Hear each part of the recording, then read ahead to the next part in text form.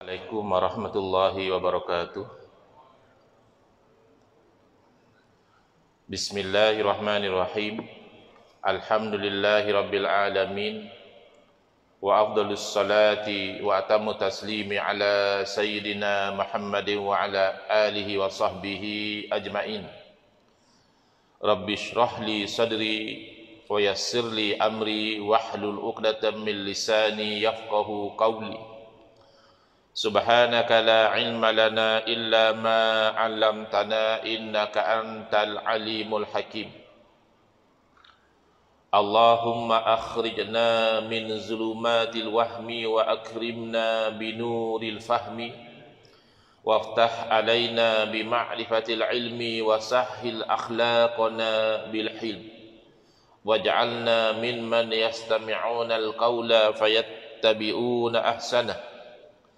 Allahumma ati nufusana taqwaha wa zakkiha anta khairu man zakkaha anta waliyuha wa maulaha. Allahumma arinal haqqa haqqan warzuqna ittiba'ah wa arinal batila batilan warzuqna ijtinabah. Allahumma anfa'na bima 'allamtana wa 'allimna ma yanfa'una wa zidna ilman wa huda amma ba'd. Qala asy-syekhul muallif al-imamu hujjatul islam Abu Hamid Muhammad ibn Muhammad al-Ghazali at-Tusi rahimahullah ta'ala wa nafa'ana bihi wa bi'ulumihi fid dharaini amin.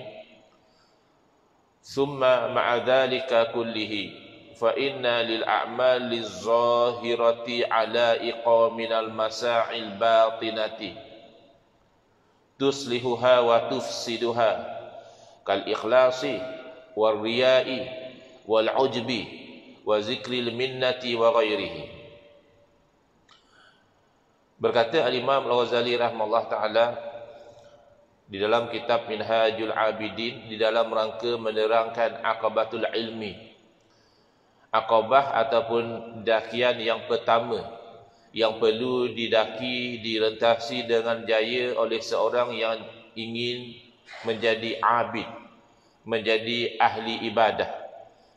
Dan sebenarnya setiap daripada kita dituntut untuk menjadi abid, walaupun kita ada kerjaya, walaupun kita orang yang profesional, walaupun kita itu misalnya businessman dan sebagainya. Wa ma khalaqtul jinna wal insa illa liya'budun. Tidaklah aku ciptakan jin dan manusia kecuali supaya mereka itu menyembah kepada aku, beribadah kepada aku.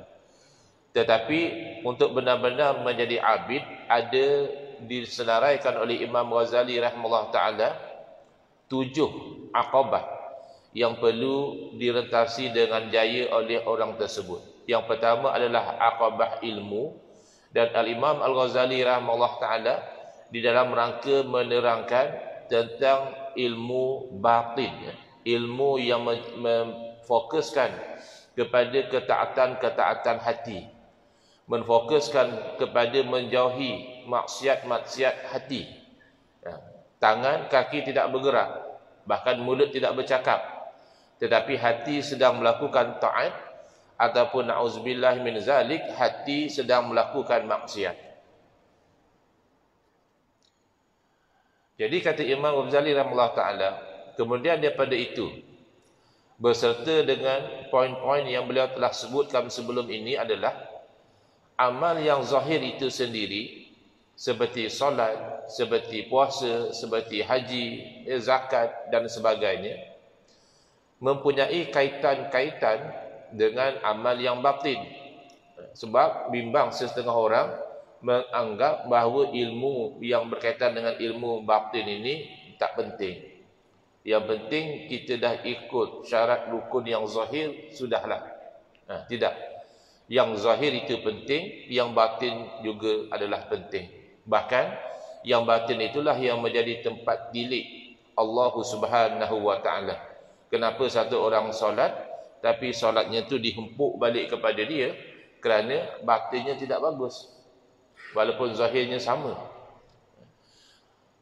Dan amal-amal batin ini boleh memperelokkan ibadah yang zahir ataupun boleh merosakkan.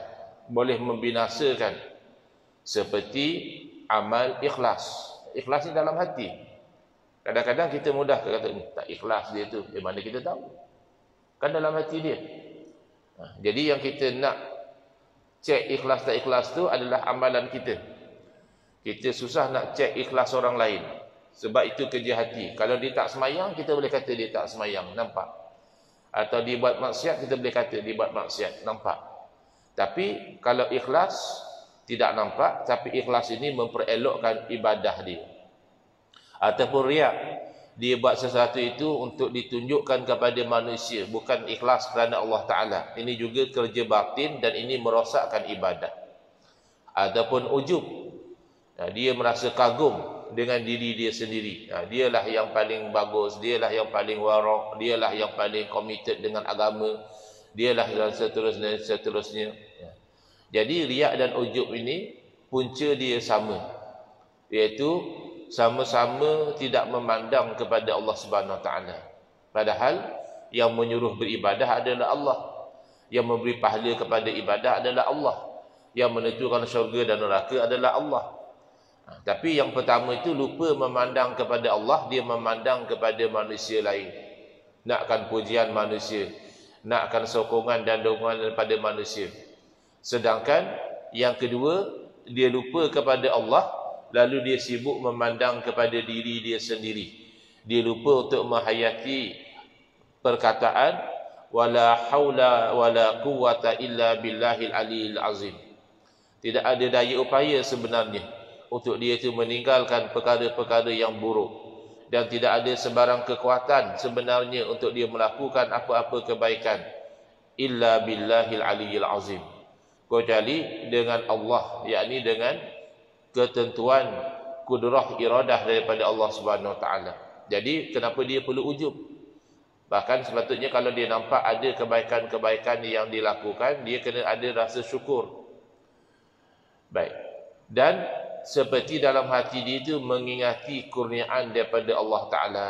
Kita selalu lupa bahawa apa yang kita dapat, kecil ataupun besar, itu sebenarnya daripada Allah Subhanahu Wa Taala dan lain-lainnya. فَمَنْ لَمْ يَعْرِفْ هَذِهِ الْمَسَاعِيَ الْبَاطِنَةَ وَوُجُوهَ تَأْثِيرِهَا فِي الْعِبَادَاتِ الظَّاهِرَةِ وَكَيْفِيَةِ الْإِحْتِرَاسِ مِنْهَا وَحِفْظَ الْعَمَلِ عَنْهَا فَقَلَّمَا يَسْلَمُ لَهُ عَمَلُ الظَّاهِرِ أَيْضًا فَتَفُوتُهُ طَاعَةُ الظَّاهِرِ وَالْبَاطِنِ. Maka barang siapa yang dia tidak arif, dia tidak tahu tentang urusan-urusan batin, kerja-kerja hati ini dia tak ambil tahu dan dia tak tahu, dan dia tidak tahu bagaimana amalan-amalan batin ini memberi kesan kepada ibadah yang zahir. Dia juga tidak tahu bagaimana cara untuk dia menjaga hati dia daripada maksiat-maksiat batin. Dia tidak tahu bagaimana memelihara amalannya daripada kerosakan-kerosakan batin. Maka akan jadi sedikit amalan zahir dia yang selamat. Walaupun dia rajin solat, walaupun dia rajin puasa, walaupun dia bahkan bangun tahajud tengah malam, tetapi kalau dia tidak jaga amalan batin ini, di sisi Allah Ta'ala ibadah dia sia-sia. Maka pada ketika itu hilanglah untuk dia tu ketaatan zahir juga hilang. Begitu juga dengan ketaatan batin. Yang zahir nampak daripada mata manusia berlaku, yang batin manusia tidak tahu. Tetapi pada penilaian Allah Subhanahu Wa Taala, kedua-duanya amal zahir dan batin itu tertolak. Jadi rugi. Wala yabqa biyadihi illa asy-syaqa'u wal kaddu wa hadha huwal khusranul mubin. Maka tidak tersisa di tangan dia itu kecuali celaka dan penat. Kan dalam bab puasa pun, walaupun puasa ini besar ganjarannya, kita dengar ustaz-ustaz bagi tahu bahawa kalau puasa ini Allah yang akan berikan ganjaran, tak bagi tahu berapa. Sebab puasa itu adalah buat aku. Betul-betul orang itu kalau dia puasa, sebenarnya dia boleh saja berbuka. Kat rumah makan siapa tahu. Kat luar buat muka letih, penat. Tak ada orang tahu pun. Makanya puasa ini besar. Begitupun Nabi SAW beritahu, kam min shaimin laisa lahu min siyamihi atau min saumihi ilal ju' wal atas. Betapa ramai daripada orang yang berpuasa, tidaklah dia dapat daripada puasa dia kecuali lapar dan dahaga. Betapa ramai orang yang qaim, orang yang mendirikan sembahyang malam, dia tak dapat daripada sembahyang dia kecuali penat dan lelah saja. Puncanya adalah kerana tidak menjaga amal yang batin. Walihada qala Rasulullah sallallahu alaihi wasallam fi sifatil ilmi, inna nauman ala ilmin khairun min salatin ala jahlin. Oleh kerana itulah telah bersabda Rasulullah SAW pada menceritakan kelebihan ilmu ini, sesungguhnya tidur dalam keadaan berilmu itu lebih baik daripada solat dalam keadaan jahil. Makanya jemaah kita yang dah tidur tu mungkin dia orang yang berilmu, maka tidur dia tu lebih baik lagi daripada orang yang jaga. Kenapa? Kena faham perkataan ini. Bukan nak kata tidur tu lebih baik daripada solat. Kok dia salah faham begitu? Apa benda pula? Ini hadis. Tidur dalam keadaan berilmu itu kan, pertama tidurnya itu dalam keadaan yang patuh syariah. Bahkan dilakukan perkara-perkara yang sunat. Bahkan niat tidur itu juga niat yang ikhlas kerana Allah Subhanahu Wa Taala. Maka di situ ada nilai ibadah. Sedangkan orang yang solat dalam keadaan jahil, pertama mungkin yang zahirnya saja sudah batal. Sudah tidak buat rukun, sudah tidak memenuhi syarat. Ataupun yang zahirnya masih elok, tapi yang batinnya itu penuh dengan riya, penuh dengan ujub, dalam keadaan hasad, dalam keadaan takabur, maka solat itu tidak ada nilai. Sedangkan tidur orang alim tadi ada nilai di sisi Allah Subhanahu Wa Taala. Kerana dalam keadaan sebelum dia tidur misalnya dia ada rasa syukur, hari ini dia itu dipelihara oleh Allah daripada sebarang musibah, baik musibah dunia, penyakit, kemalangan dan sebagainya. Lebih-lebih lagi musibah agama, tidak terjerumus di dalam maksiat, maka dia punya syukur itu nilai tinggi. Mungkin dia ada terbaca, orang mengata-ngata dia di dalam media sosial, orang betrol dia dalam Facebook, dia sabar dan dia maafkan. Dia kata tak apalah, moga-moga Allah beri hidayah pada orang ini. Itu kan ada nilai. Maka tidur dia itu adalah tidur yang bernilai di sisi Allah Subhanahu Wa Taala. Fa innal amila bi ghairi ilmin yufsidu aksara mimma yuslihu. Kerana sesungguhnya orang yang beramal tanpa ilmu, dia merosakkan lebih banyak daripada dia memperelokkan. Mungkin kalau dalam pepatah orang Melayu, dia kata apa? Seperti tikus membaiki labu. Bukan jadi makin elok, tapi jadi makin rosak. Kerana dia melakukan ibadah itu dengan penuh kejahilan. Bahkan boleh jadi dia menyangkakan maksiat itu adalah taat. Wa qala Rasulullah sallallahu alaihi wasallam fil ilmi. Telah bersabda Rasulullah sallallahu menceritakan tentang kelebihan ilmu. Innahu yulhamuhu su'ada'u wa yuhramuhul ashqiya. Sesungguhnya ilmu itu diberi ilham akan dia kepada orang-orang yang bahagia. Orang-orang yang bakal menjadi ahli syurga, insya-Allah Allah berikan kepada mereka ilmu. Walaupun tidak dinafikan, ada sebahagian yang diberi ilmu, teruji dia dengan dunia, maka menjadi mereka itu ulama yang orang yang ada ilmu tetapi berperangai jahat. Tapi secara umum ilmu itu diberi kepada orang-orang yang bahagia, dan disekat ilmu itu daripada asyqiya, iaitu orang-orang yang celaka. Orang-orang yang bakal masuk ahli neraka, jadi ahli neraka, kebiasaannya dia disekat daripada ilmu. Wal makna wal ilmu indallahi subhanahu. Yang dimaksudkan dengan hadis ini, tapi yang maksud sebenar tu Allah yang lebih tahulah. Tapi ini yang difahami oleh Al-Imam Ghazali rahimahullah taala, anna ihda shikwataihi alla yata'allama al-ilma thumma yashqa wa yat'abu fil ibadati ala khabtin fama yakunu lahu min dhalika illa al-ana wal iyadu billahi min ilmin wa amalin la yanfa'. Makna daripada hadis tersebut bahawa ilmu itu diberi ilham akan dia kepada orang-orang yang bahagia dan disekat akan dia daripada orang-orang yang celaka. Itu adalah salah satu daripada dua kecelakaan dia, bahawa orang ini dia tidak belajar ilmu. Oleh itu dia menjadi celaka dan dia hanya penat melakukan ibadah yang sia-sia. Zahirnya ibadah, tapi dilakukan tanpa ilmu, ibadah itu sia-sia. Maka tidak dapat bagi dia itu sembarang habuan kecuali penat. Jadi sudahlah penat, dia menyangkakan dia akan bahagia. Daripada satu sudut beza, yang hamba Allah ni memang tak buat ibadah langsung, bahkan mungkin buat maksiat, tapi dalam hati dia ada rasa bimbang. Aku ni macam mana nasib aku nanti? Macam mana kedudukan aku di sisi Allah?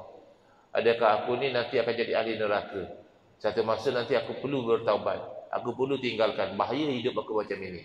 Dia ada perasaan macam itu. Tapi yang tadi itu dia rasakan, oh aku tu sudah ahli syurga, aku kan rajin sembahyang, aku kan rajin sedekah, aku kan itu dan ini. Padahal dia berada dalam keadaan amalannya itu ditolak oleh Allah Subhanahu Wa Taala. Mohon perlindungan dengan Allah daripada ilmu dan amal yang tidak membawa manfaat. Walihada azumat inayatul ulama'i zuhadil amilina radhiyallahu anhum bil ilmi khassatan min baini sairin nas. Oleh kerana inilah maka para ulama betul-betul mengambil berat, betul-betul memberi fokus yang besar. Tapi ulama yang zuhudlah, ulama yang tidak diperhambakan oleh dunia, ulama yang berjaya memerdekakan hati mereka daripada hubbud dunia, daripada kasih kepada dunia. Orang ini akan fokus, ulama-ulama ini akan fokus kepada ilmu. Radhiyallahu anhum, moga-moga Allah redha kepada ulama-ulama ini. Lebih-lebih lagi kalau kita bandingkan dengan manusia-manusia yang lain, maka para ulama sangat memfokuskan kepada ilmu. Fa inna madara amril ubudiyyati wa malakal ibadati wal khidmati lillahi rabbil alamin 'alal ilmi. Kerana sesungguhnya paksi, tempat perputaran, terima atau tak terima, elok atau buruk tentang urusan ibadah ini, dan juga punca kepada ibadah dan khidmat kepada Allah ini, itu adalah ilmu. Itu paksi tempat dia. Ada ilmu, insya-Allah jadi elok ibadah dia. Tapi kalau tidak ada ilmu, macam mana pun ibadah dia akan jadi rosak. Wa hakadha yakunu nazaru ulil absar wa ahli at-ta'yid wa taufiq. Maka seperti inilah pandangan orang yang dikurniakan terang mata hati dia. Orang yang tak ada pandangan mata hati, dia tak sibuk dengan ilmu. Bukan menuntut ilmu dapat jadi kaya, bukan menuntut ilmu dapat jadi orang yang terkenal. Kadang-kadang menuntut ilmu ni habis duit pun ada. Travel sana, travel sini, beli kitab dan sebagainya. Tetapi bagi orang yang mempunyai pandangan mata hati, yang diberi sokongan dan taufik oleh Allah Subhanahu Wa Taala, dia sangat menghargai ilmu. Sebab itu zaman dahulu orang sanggup bermusafir semata-mata untuk dapatkan satu dua hadis. Dengar cerita ada orang ada hafal hadis Nabi SAW, tapi jauh, sanggup dia musafir. Kalau zaman kita ni, sanggup dia beli tiket kapal terbang. Tapi zaman sekarang saya jumpa orang sanggup beli tiket kapal terbang untuk pergi makan. Jumpa terserempak misalnya dalam flight, ya, tuan datang ke sini ada urusan apa? Tak ada apa, saja nak makan. Balik, selesai makan, petang kami balik. Oh, Masya Allah.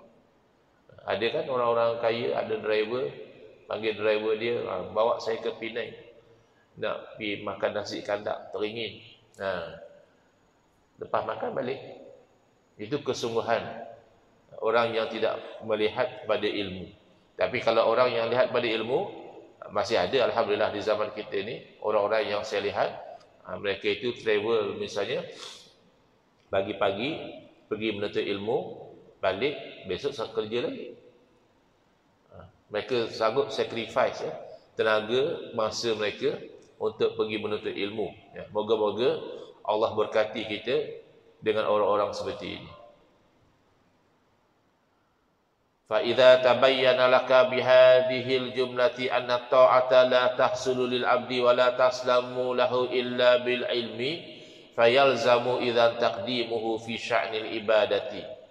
Setelah jelas nyata dengan secara keseluruhan bahawa ketaatan itu tidak akan berhasil bagi seorang hamba dan tidak akan selamat kalau terhasil pun kecuali dengan ilmu, maka wajiblah dia itu mendahulukan ilmu dalam urusan ibadah.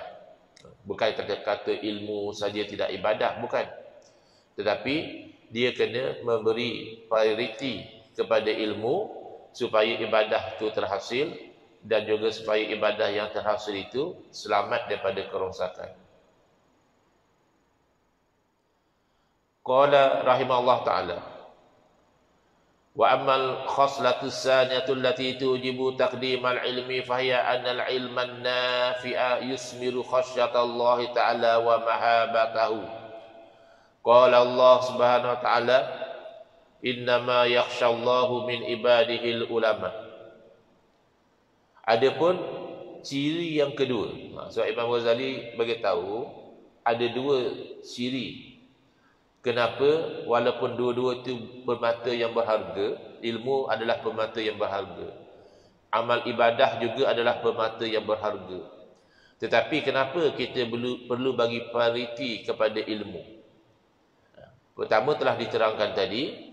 Yang kedua, yang mewajibkan kita mendahulukan ilmu adalah kerana ilmu yang bermanfaat itu akan menatijahkan rasa takut kepada Allah, akan membawa rasa gerun kepada Allah Ta'ala. Kita muhasabah diri kita sendiri. Adakah bila kita bertambah ilmu, kita makin takut kepada Allah atau makin liar daripada Allah? Adakah kita bertambah ilmu, kita makin gerun kepada Allah atau kita makin sombong dengan Allah?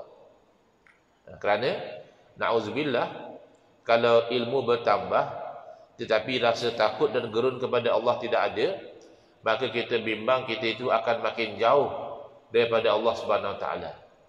Man izdada ilman wa lam yazdad hudan lam yazdad minallahi illa bu'da. Barang siapa yang bertambah ilmu dia tetapi tidak bertambah hidayah dia, maka tidak bertambah melainkan makin jauh daripada Allah Subhanahu wa taala. Ya, na'udzubillah min zalik.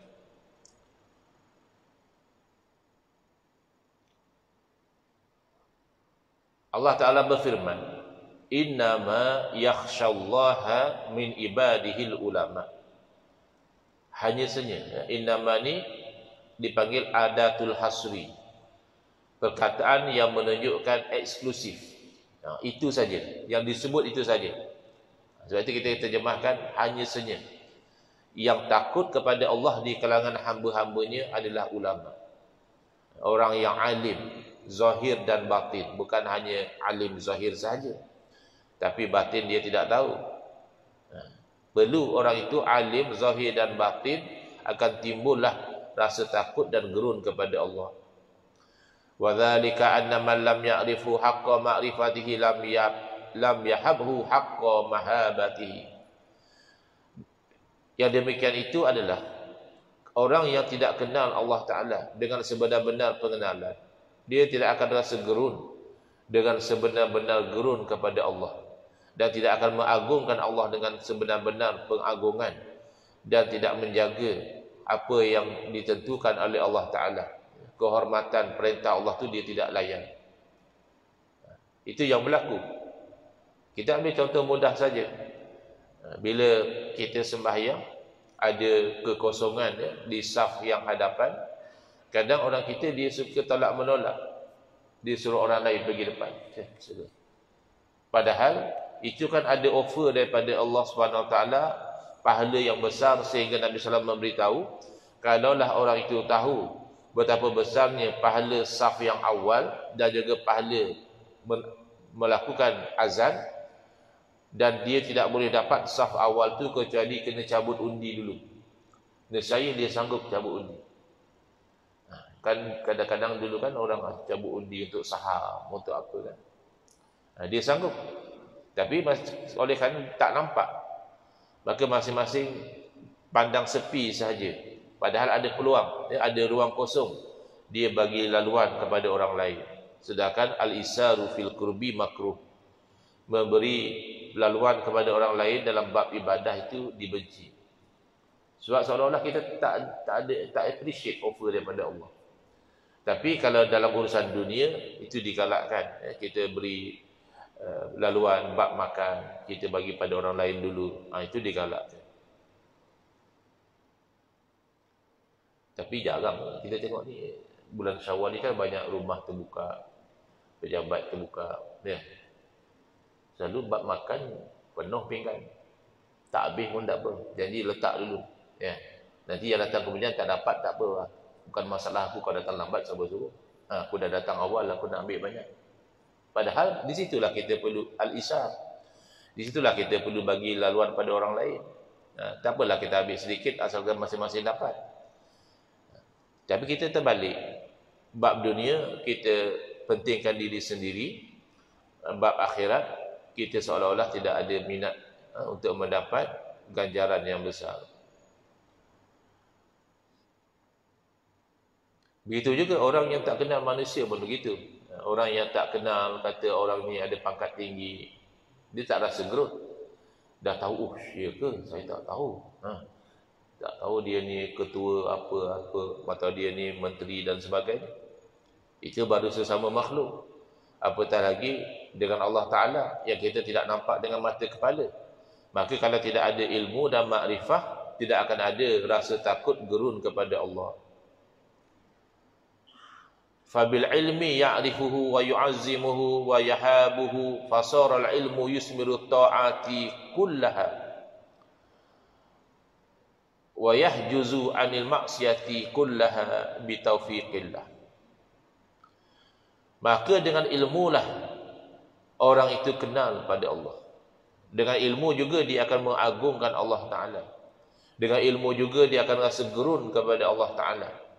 Maka jadilah ilmu itu membuahkan ketaatan semua sekali dan mencegah daripada kemaksiatan semua sekali dengan taufik daripada Allah. Kalau tak ada taufik, ada ilmu pun masih tidak taat juga. Walaisa wara'a hadaini maqsidun lil 'abdi fi ibadatillahi subhanahu wa ta'ala. Maka tidak adalah di sebalik dua ini, iaitu nak melakukan taat dan menjauhi maksiat, tujuan bagi seorang hamba itu dalam beribadah kepada Allah Ta'ala. Fa'alaika bil ilmi arsyadakallahu ya salika tariqil akhirati awwala kulli syai'. Maka wajiblah, wahai orang yang menjalani jalan akhirat, awal-awal semua sekali adalah kamu itu menuntut ilmu. Moga-moga Allah membimbing kamu. Jadi kadang-kadang kita tu tak ambil langkah tu. Bahkan ada orang bila nak berubah terus ceramah. Bila hijrah terus pergi atas pentas berceramah. Belum lagi. Tuntut ilmu dahulu. Ada orang bila nak berhijrah terus melihat kepada yang zahir-zahir, pakaian dia, serban dia, ridak dia, tasbih dia.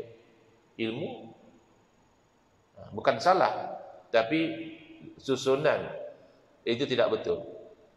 Yang nombor satu kata Imam Ghazali, ilmu. Dengan ilmu itulah nanti Allah bimbing. Ilmu itu jadi sebab. Hakikatnya bimbingan daripada Allah. Wa la'allaka an taqula qad warada al-khabaru an sahibi syar'i salawatullahi wa salamuhu alaihi annahu qala talabul ilmi faridatun ala kulli muslimin. Barangkali kamu akan bertanya, telah datang hadis daripada sahibus syar'i, empunya syarak, iaitu Nabi sallallahu alaihi wasallam, bahawa baginda bersabda, menuntut ilmu adalah fardu ke atas semua setiap orang Islam. Mungkin kamu nak tanyalah, famal ilmu lazi talabuhu fardun lazimun. Ilmu yang macam mana? Yang fardu tu takkan semua ilmu fardu. Adakah ilmu memasak juga fardu? Adakah ilmu baiki kereta juga fardu? Adakah ilmu sebagainya itu fardu? Yang mana satu yang fardu? Wa mal haddul ladzi la budda lil 'abdi min tahsilihi fi amril ibadati. Dan apakah batasan yang tak dapat tidak hamba tu mesti belajar ilmu itu dalam urusan ibadah? Nak tahu yang minimum. Yang kata berdosa kalau kita tak belajar tu setakat mana? Mungkin kamu akan tanya macam itu, kata Imam Ghazali rahimahullah taala. Fa'lam anna al-ulum allati talabuha fardun fil jumlati salasatu. Ketahuilah bahawa ilmu-ilmu yang menjadi satu kefarduan menuntutnya itu secara umum 3. Ini 3 wajib. Apa dia? Ilmu tauhidi wal ilmu sirri, a'ni bihi ma yata'allaqu bil qalbi wa masa'ihi, wal ilmu syariati. Ini 3 ilmu.